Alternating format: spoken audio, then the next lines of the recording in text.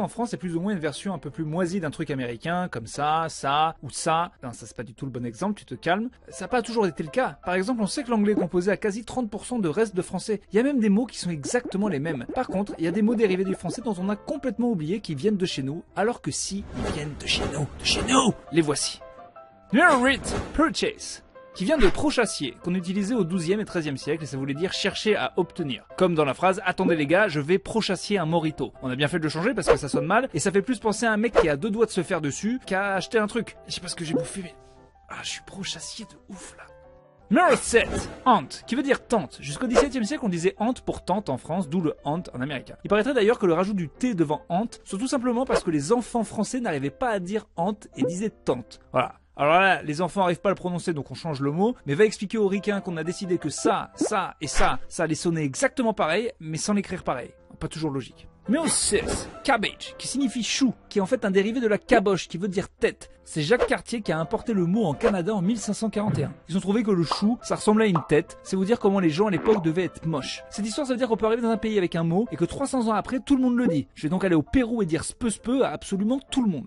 Numéro 5, blanket, qui veut dire couverture. Avant, nos ancêtres du XIIIe siècle utilisaient le terme blanchet pour désigner un mot de drap blanc utilisé en pharmacie. Depuis, les Américains ont enlevé le CH et l'ont remplacé par K, et le drap blanc est devenu une couverture, et tout le monde a oublié que blanket, c'était un mot à nous. Chez nous, la blanquette, ça existe, et c'est ça, et quand on a mangé énormément avec pas mal de ça, tu peux dormir tranquille par terre sans couverture.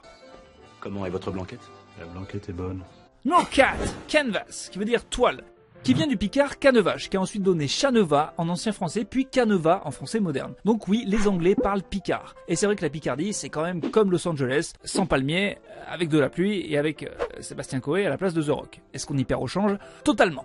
Numéro 3, foreign, qui veut dire étranger. Sauf que toi, dans ta copie d'anglais, tu mets stranger. Sauf que ça veut dire chelou. Et après, tu prends un bon gros 4. Foreign, ça vient du français forain. Et avant ça, du latin foris. Et ça désigne tout ce qui est extérieur. Notamment à la ville. D'où la notion d'étranger. En français, on a gardé forain, mais le sens, c'est devenu personne qui travaille à la foire. Et pour les gens qui étaient vraiment étrangers, on a créé le mot étranger. Et tous ces dérivés dégueux que votre grand-mère balance quand elle a beaucoup trop bu. Numéro 2, proud, qui veut dire fier. Figurez-vous les amis qu'au XIe siècle, et je ne sais pas pourquoi je parle comme Jamy de C'est pas sorcier,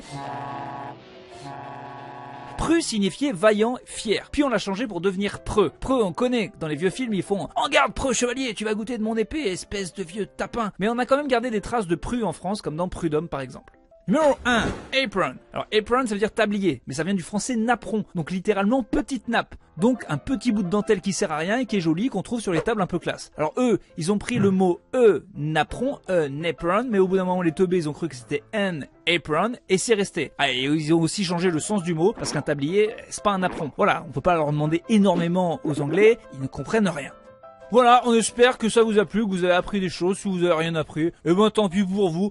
Restez dans votre inculture crasse. Nous, on essaie de vous apprendre des trucs. Continuez à apprendre des 4 en anglais. Ça ne nous dérange pas du tout. Si vous voulez vous amuser dans la vie, suivez-nous sur Snapchat. On est déjà pas mal et on pourrait être encore plus. Tous les jours, vous verrez les coulisses de l'équipe Topito. On fait des blagues nulles. On met des photos de nous, nus parfois. Donc vraiment, suivez-nous sur Snapchat. On va bien rigoler. Voilà, c'est vraiment des franches parties de rigolade. Et là, j'ai l'impression que je vous vends bien le truc. Voilà, je crois qu'il est l'heure que cette vidéo s'arrête.